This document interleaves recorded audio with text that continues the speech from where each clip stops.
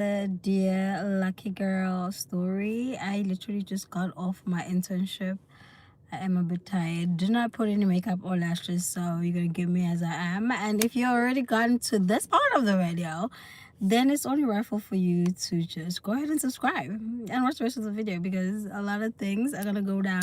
And if you haven't followed me on TikTok, go to my TikTok. It's the same name as my YouTube. So let's get into it. This one is long.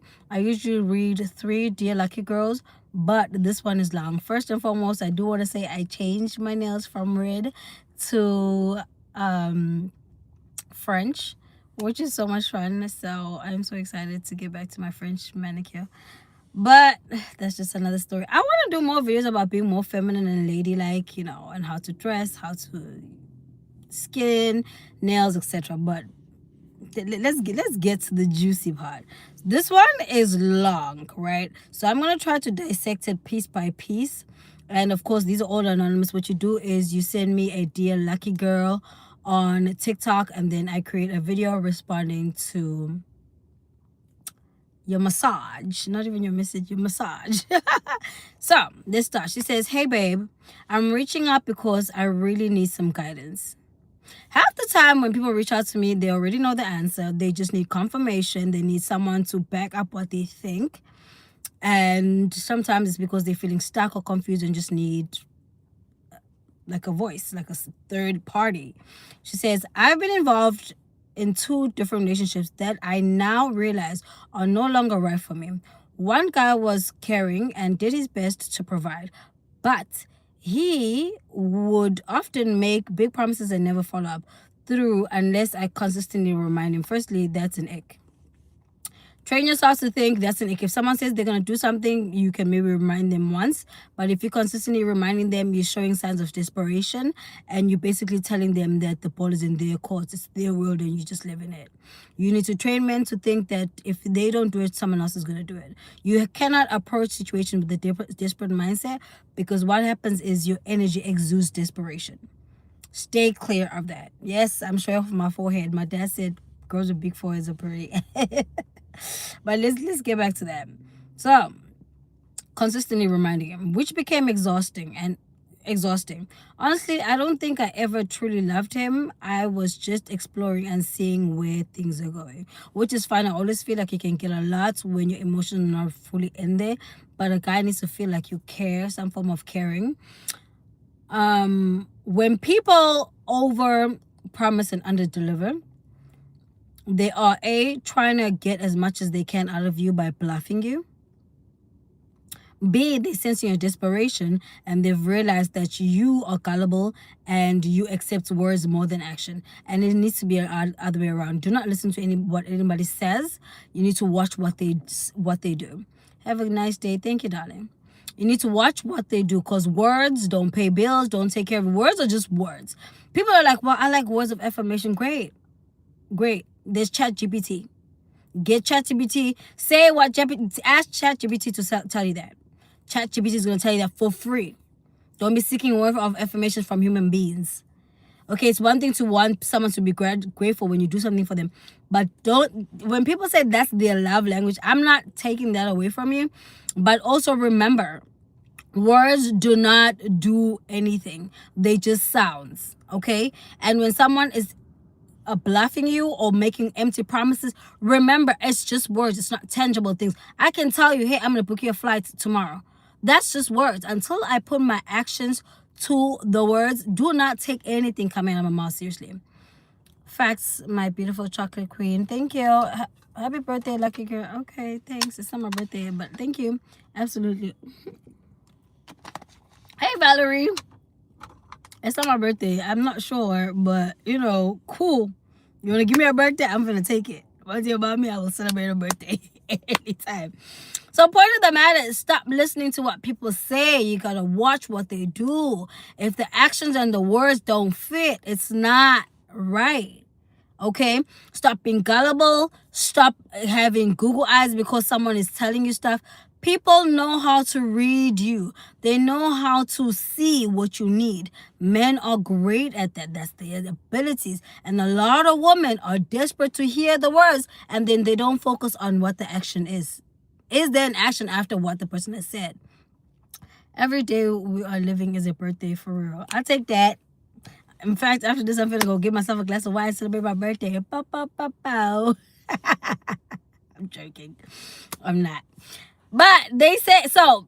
When someone says something, show signs of gratitude, but do not overextend the gratitude. Show them that, okay, I hear you, but where is it? I need to see it. So when you're constantly reminding somebody, they are you're already giving desperation. If you ask something from a person, especially a male, let them know, like, okay, I like this. And if they say, oh, okay, cool. Don't get offended. Don't get upset. Just keep it moving. It's so simple. Keep it shuffling. Teach them games, sister. I'm trying, babes. They have to want to listen. But I don't know what you're laughing at. I'm telling you, I'm going to celebrate the birthday today. So that's the thing. Train yourself to observe, hear more than hear. Because that's how you get lost, because they sing sweet nothing in your ears, and then you end up acting stupid, and then you miss the purpose of why you're even there in the first place. As a man, what she's saying is all facts. Learn from her. She's speaking the truth. Thank you. I appreciate that. You hear it's coming from a whole male. He's not lying. He is a male. All right, so this is what she's saying. So the first guy was telling her sweet nothing and never really delivered. She had to beg for him to deliver. You're already losing your value and respect from that man if you're consistently like urging and asking and requesting and he's not delivering. It's a sign. Just stop. All right. Here's another thing what I've learned, what my brother used to always say. If a man wants to impress you and really likes you, he's not going to want you to see him in his desperate stages, because he's going to always want to be a macho superhero in front of your eyes, right? But if he's showing you signs of inconsistency, bro, he is showing someone else signs of consistency. Like, don't beg for it. If it's for you, he will show you that. If he wants you to see that part of him, he will show you that. But if he's showing you another side, believe what he's showing you. Stop listening to what is coming out of his mouth. Watch what he's demonstrating. It's just that simple. All right, she says the second guy has been more supportive, providing without me having to ask. Can you see? And that's why I'm saying, when you're dating, try not to date one person at a time. Now, I'm not saying sleep with them.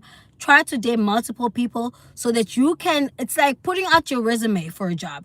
You don't take your resume to one company and say, well, this company, I hope this company is going to hire me, so I'm going to stop applying for jobs today, because this company is probably maybe going to hire me. So I'm going to just no longer apply until I hear back. No, you don't.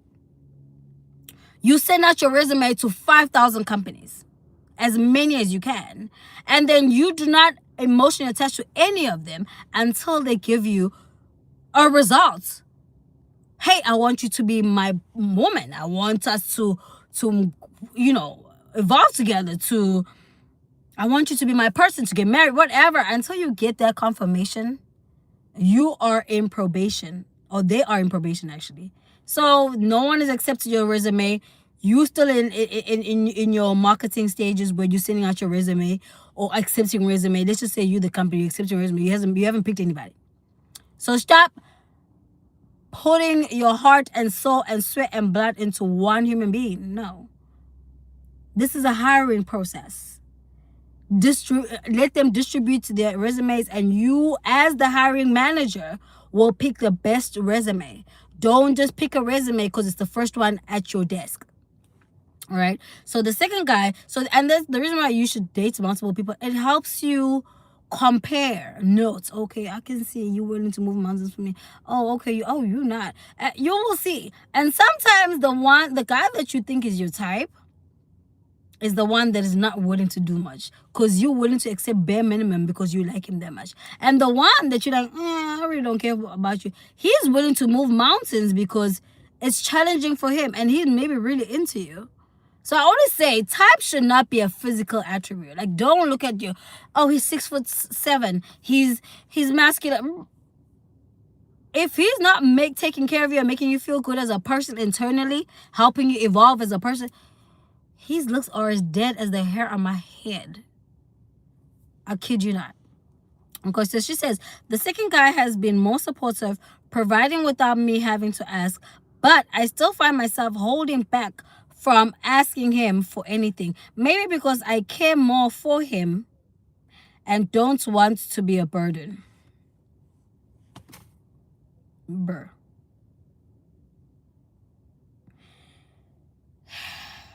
She said he ain't for real. Here's the thing, right? This is what women do. You meet a guy, he shows you that he's willing to take care of you, right? I like you, I'm into you, I want to invest in you, like I'm all about you. And then you start fearing asking for assistance. Maybe what? And okay, God forbid you are scared. It's normal. Maybe this is your first rodeo. You're trying to figure this out. Hey, whoever's on here, please don't forget to subscribe. Okay, you're still trying to figure it out, etc. You don't have to ask. You can just tell him your problems. Hey, right now I'm just going through this and that and that and the third, and just see if he's willing to help. Sometimes he won't be willing to help on the whole thing. He's going to be willing to help on a certain portion. That's help. Sometimes he's going to be willing to help you with everything, So just read the situation, or check on yourself. Okay, why am I afraid of asking? Oh, I don't want to be a burden. But why would I be a burden if this person is already offering to take care of me? You're not being a burden. Okay, so that's also that scarcity mindset. I'm just scared. You are just scared. The worst thing a person can say is no. Ain't nothing falling off of you, and your arms are still attached, your face is still attached, your brain's still attached. Rejection is not. It's you learning. Okay, maybe next time I'll ask like this. Take it as research. Oh, okay. So next time, maybe let me curate this into a better way. But people are so afraid of rejection that they don't even try to ask.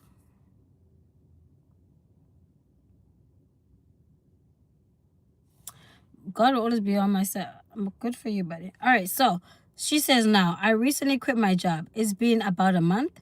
And while both men have tried to help me with opportunities, I feel like I'm depending on them emotionally, and it's starting to hold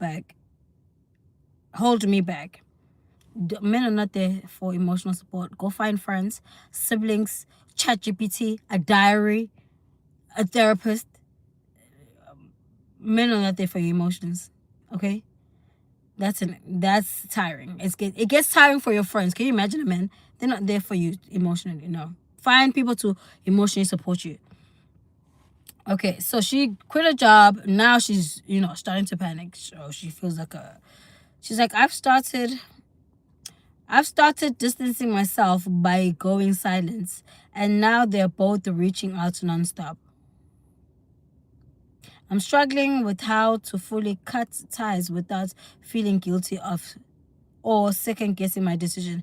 I know this is what's best for me, but I'm finding it hard to actually follow through. How can I make this transition easier on myself? A, are you feeling guilty because you don't have a source of income? B, you're rejecting assistance. When people volunteer to help you, allow them to help you, because you don't know, maybe it could be coming from God, could be some form of blessing. Do not reject assistance. All right? And ask when you have people that are willing to assist you. Don't just ask, I need to pay a bill, I need to pay this. No, ask for things that can help you make money. Find a business venture. Tell them, hey, I'm thinking of starting a business, but I need X amounts of capital. Or, hey, my inventory is worth maybe $1,000. Can you actually help me get this inventory so I can start this business? You don't shut people away because you're feeling shitty. And you never know. I always say, when you lose a job, I got retrenched a year ago. Oh my gosh. A year and 3 months ago. I'm telling you this, I did not understand what it meant, and there's still parts of it where I still don't understand what it means. Right now, I'm doing an internship in a hospital to run the hospital. Baby, I do not belong in a 9-to-5.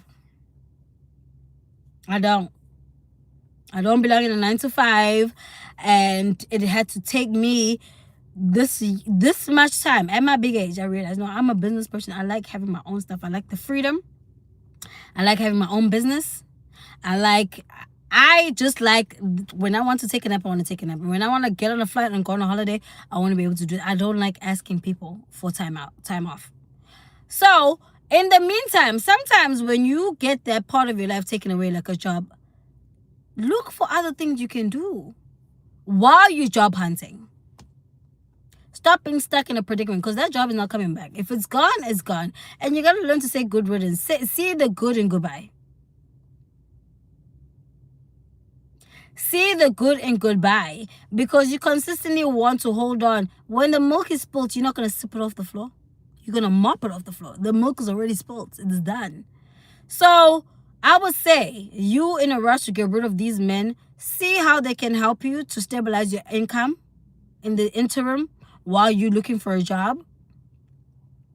And do not get embarrassed, because everybody goes through shit. And them reaching out is because they are concerned about you. They're willing to help you. But now you are turning your back on this assistance. I'm telling you now, allow them to help you as much as they can. Do not be shy of asking help. A lot of women are macho and do not want to ask for assistance. And then they become resentful towards men that don't want to assist them. But it's the energy you're exuding, because you don't want to be assisted. So why should people offer you assistance? Right? And once you've got, let them know you're in a tough situation right now. You're trying to get your life back together. Whoever was willing to stick around, let them stick around. Do not feel guilty about anything. You're wasting a lot of time feeling guilty, feeling like a victim of this story. You are not a victim of this story. Remember that you are not a victim of this story, and let these people help you. When people are willing to help you, I'm telling you, grab it with both hands, appreciate it, because there are a lot of people that wish they could have what you have, but they don't. You have it, so maximize.